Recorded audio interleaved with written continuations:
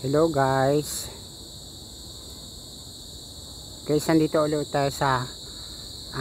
Nandito ulit tayo sa sinasabi kong gubat ng Eden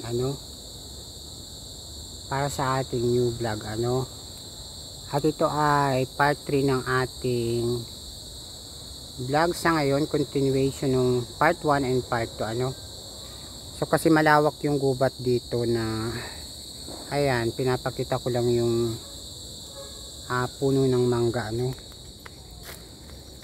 So dito guys ay malaking puno, ayan.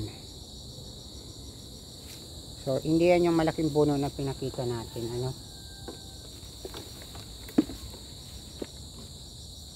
So hindi ko alam kung saan tayo mag-explore dito.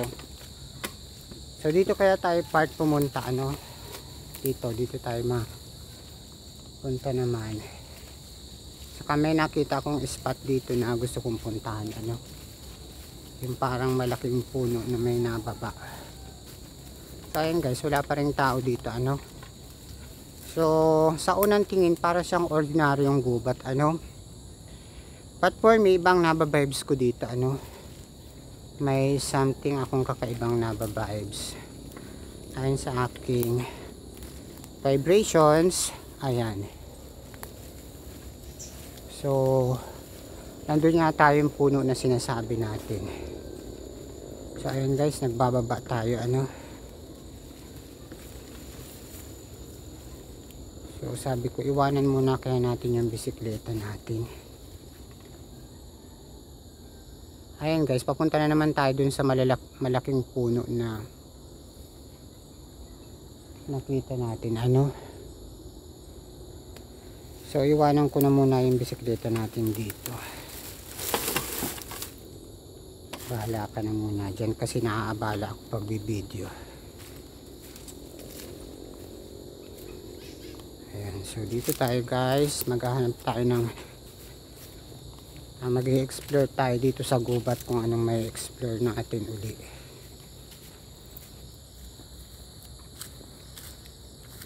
Kasi papunta na naman tayo dito sa malaking puno sa dati nating pinuntahan. Kasi malawak ito guys hindi ko alam kung anong madidiscover natin dito.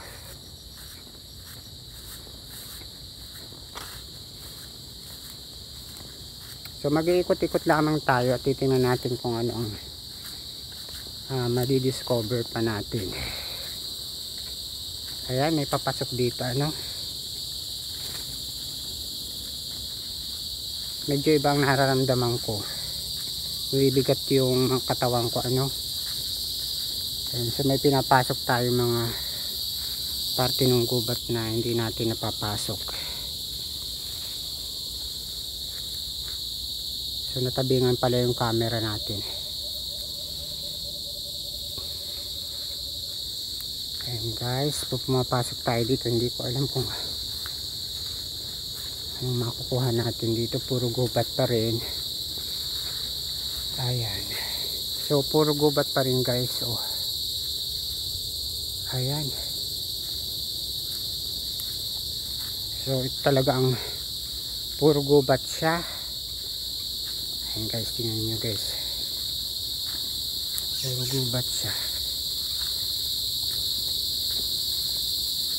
So hindi ko alam kung ano mapapasok natin dito.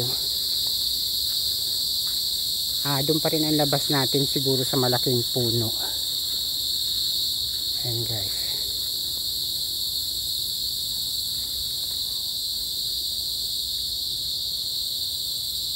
So baka mawala yung bisikleta natin. So I believe nandito na yung malaking puno ayan. Yung malaking puno guys, nandito na yung binidyohan natin. And dito naman tayo banda.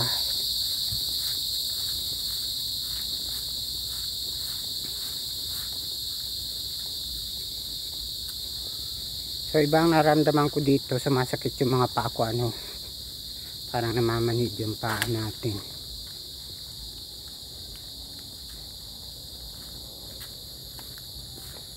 So maaring ito yung dulo, ano? So balik na tayo kaya.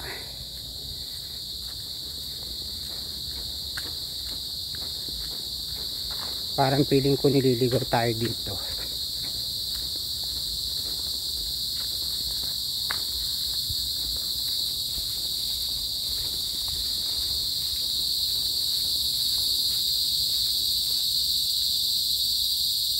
So ano kaya ang meron banda dun? Ayun, may nakita tayo lumipad na maputing ibon. Pakatagak yun. Nagulat ako dun ah.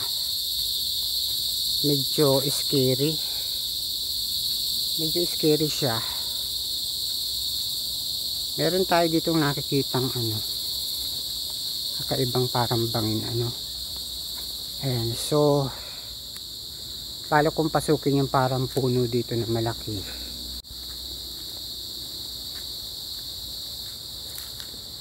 So may ilog pala dito. Ayun.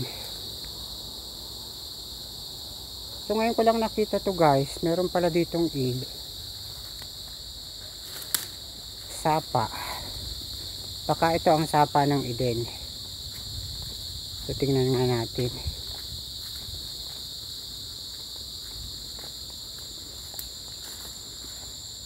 Ngayon ko lang nakita to guys eh.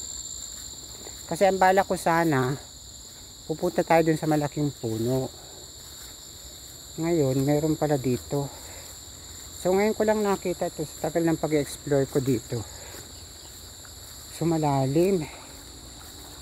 Ayan guys, medyo malalim ng konti. Ngayon ko lang to nakita, hindi ko pala alam na may ilog-ilog pa ditong maliit ano. Ayan guys, so kinakabahan ako dito kasi nga feeling ko may something dito, may nararamdaman akong kakaiba or something, kasi parang feeling ko nililigaw nga tayo dito ano. Ayan guys, tingnan nyo, so na yata ito yung ilog ng Eden ano. Ayan guys, anong gagawin ko? Sandali lang guys ah. Baka mahulog yung pang video natin.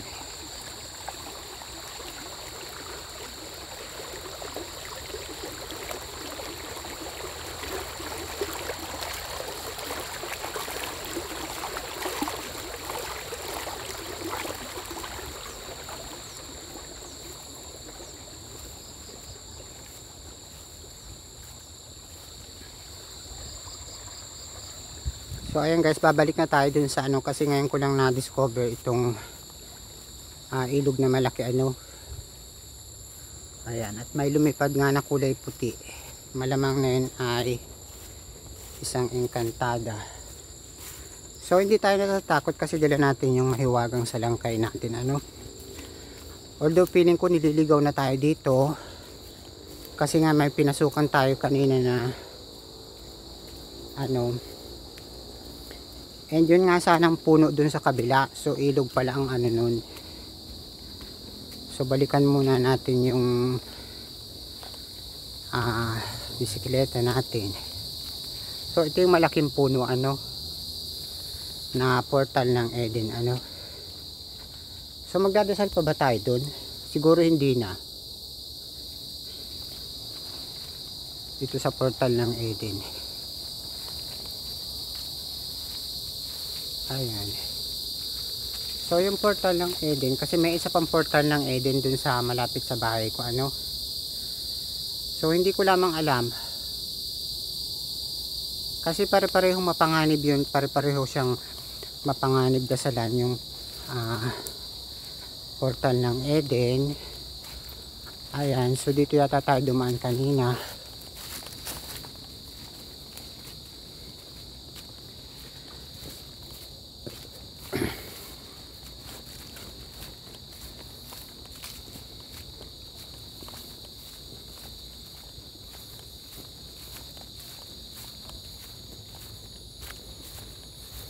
So di ko alam, parang naliligaw na yata tayo.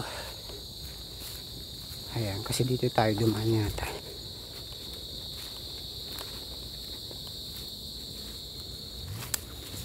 makailigaw tayo at mawala tayo dun sa dinaanan natin.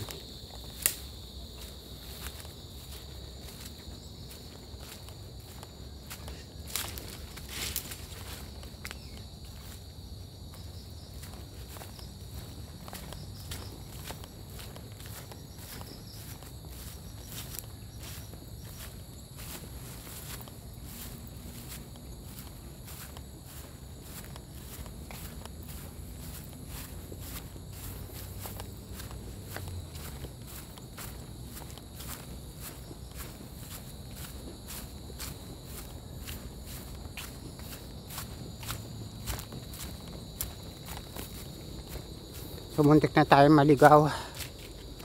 Ayan, kasi binabalikan ko yung bisikleta natin.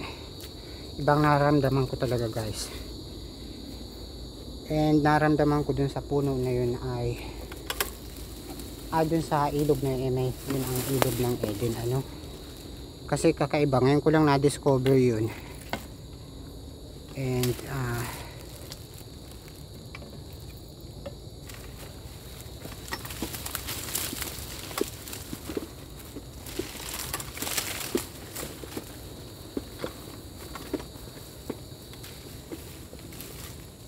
saan pa ba tayo? So madali lang to guys yung video natin, ano. Ito ay continuation lang. Ginawa natin ng part 3 yung ating exploration, ano.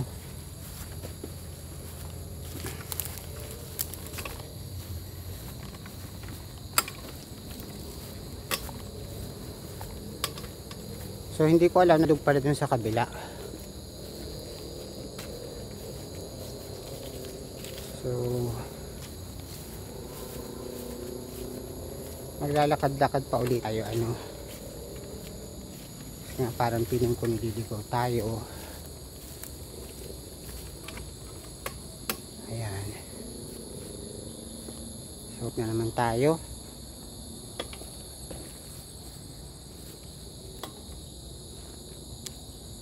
Kung saan pwede, ano.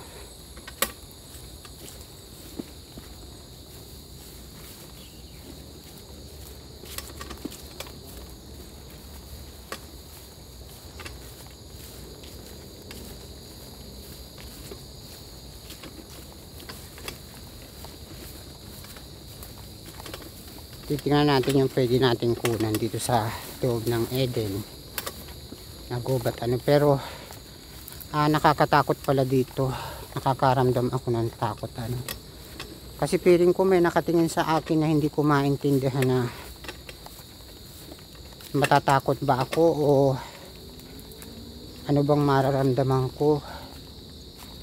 Kasi iba ang feeling ko na nararamdaman, ano.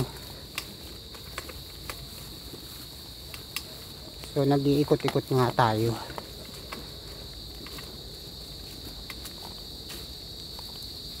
So ito yata yung ilog na sinasabi ko nga. Pero parang di tayo makakatawid dun sa kabila kasi babasa tayo, ano. So tingnan nga natin uli. Akala ko pwedeng tumawid. Kasi nga ang bala kong videohan ay yung puno. So sabi ko sana nun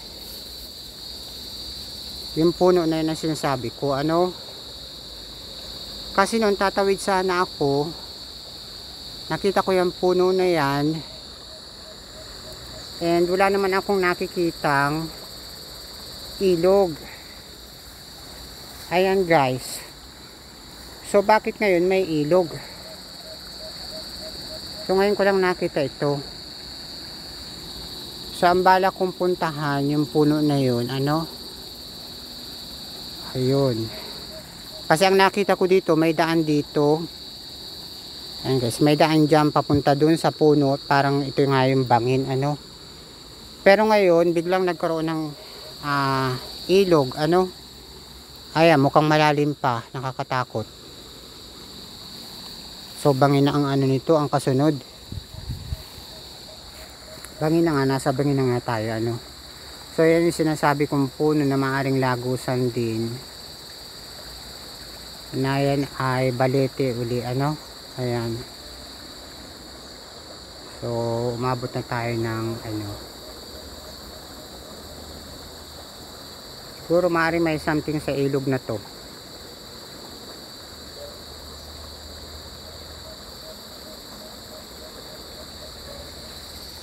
Ayan. So yun sinasabi kong puno ano.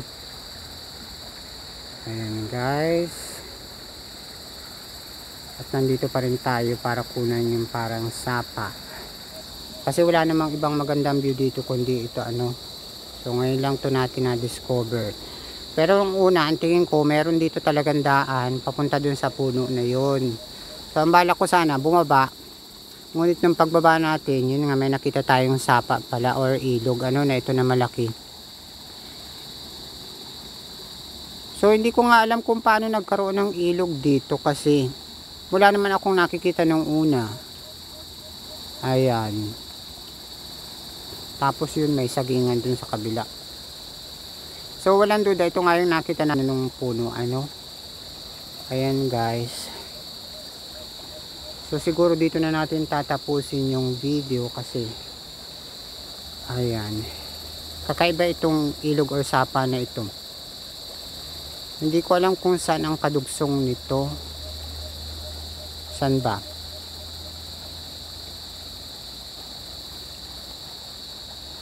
Nakakadugsong na ito nung ilog dun sa kabila ano. Ayan.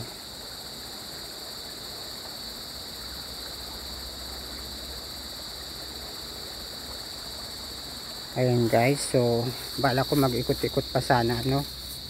So iwan ko muna yung bisikleta ko. And mag-i-exit naman tayo ng ibang ano.